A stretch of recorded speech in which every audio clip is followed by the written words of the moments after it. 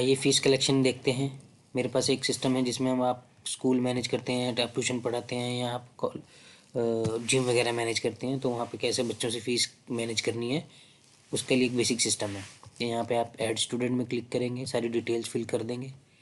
उसके बाद कितने मंथ की आपने फ़ीस लेनी है, जैसे मैं ये ऑलरेडी ऐड कर चुका हूँ तो मैं दिखा देता हूँ। इसे क्लिक कर लेते हैं एडिट। तो ये मैंने सारी डिटेल भर दी है, कौन कौन से मंथ की इससे मैंने फ़ीस लेनी है वो मैंने यहाँ सारा सिलेक्ट कर लिया। मैं एक नया बना के भी दिखाई देता हूँ। नंबर 3 सेलेक्ट कर लेते हैं, 4 नंबर लिख लेते हैं इसको।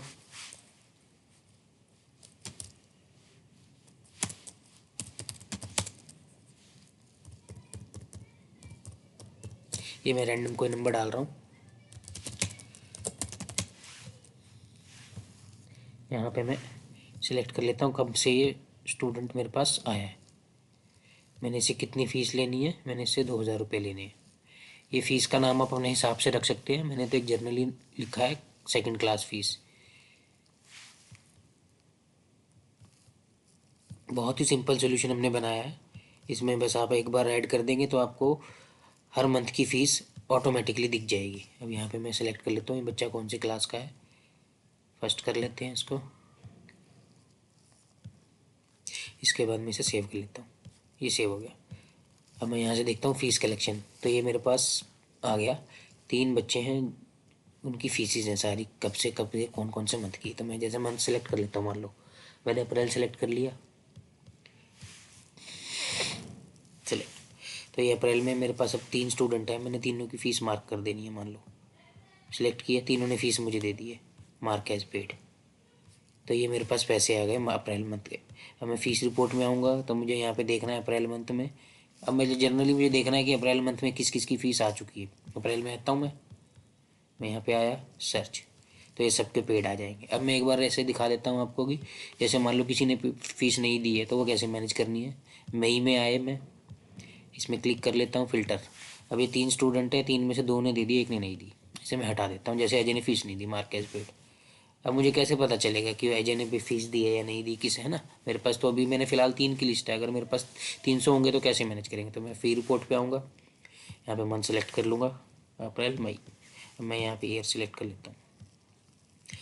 देखिए यहाँ पे अनपेड आ गया।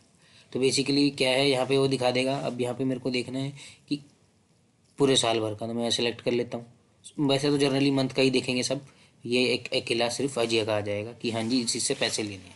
तो टोटल आपके ग्रैंड टोटल पेड हो चुके हैं और इतनी पेंडिंग है। ये साल भर की पूरी पेंडिंग फ़ीस दिखा रहा है यहाँ पे। तो अब मैं चलता हूँ, जैसे अब यहाँ पे वापस फ़ीस कलेक्शन में मैं आया, तो मैंने अगर किसी का जैसे पुराना है और ऐड ऑन करना है। अब मैं अगले जुलाई मंथ का देख लेता हूँ, 2025 फ़िल्टर, तो यहाँ पे आ गया, सिलेक्ट किया मार्क एज पेड। ठीक है, बहुत सिंपल। यहीं पे आप स्टूडेंट लिस्ट देख सकते हैं कि कौन कौन से स्टूडेंट है आपके पास, क्या क्या उनकी क्लासेस है, क्या इन्फॉर्मेशन है।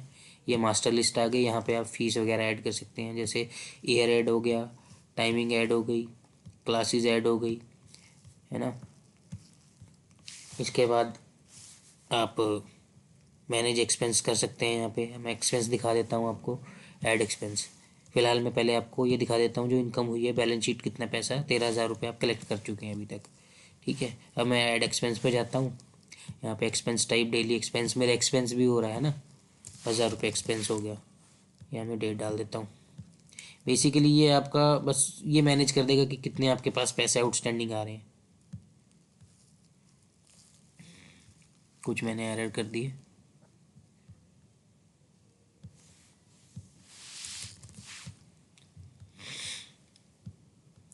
यहाँ मैंने ऐड नहीं किया था, सॉरी, ये ऐड हो गया। क्योंकि मल्टीपल कर सकते हैं ना, क्योंकि यहाँ पे हम, तो ये सेव हो गया। देखिए अब मेरे पास 13,000 थे, मैं बैलेंस शीट में आता हूँ तो मेरे पास 12,000 आ जाएंगे, क्योंकि मैंने 1000 रुपये खर्च दिए। तो इस तरीके से बेसिकली ये आपका पूरा स्कूल का है या जो भी आप बेसिक चीज़ें मैनेज करना चाहते हैं, खर्चा वगैरह, तो ये उससे मैनेज हो जाएगा आपका। Thank you.